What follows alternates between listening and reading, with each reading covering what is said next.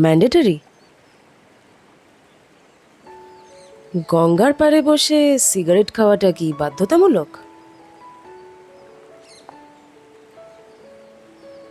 গঙ্গার পাড়ে বসে ফোন ঘাটাটাও কি বাধ্যতামূলক?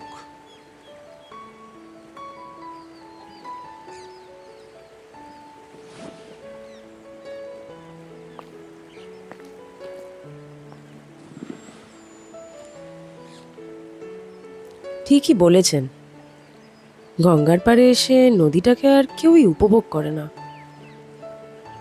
তা যা বলেছেন। এই দেখুন না, যে যার মতো ফোনেই ব্যস্ত। এখন তো গঙ্গার পাড়ে একদল মানুষ আসে ছবি তুলে রিল বানিয়ে সোশ্যাল মিডিয়াতে পোস্ট করতে, আর একদল মানুষ আসে তো শুধুই নেশা করার জন্য, ওই সিগারেট গাঁজা। কেউ আর গঙ্গার পাড়টা উপভোগ করার জন্য আসে না।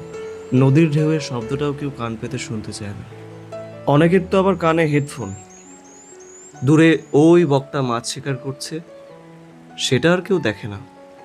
মাঝ নদীতে ভেসে থাকা ওই নৌকোটা নিয়েও কারোর মাথা ব্যথা নেই।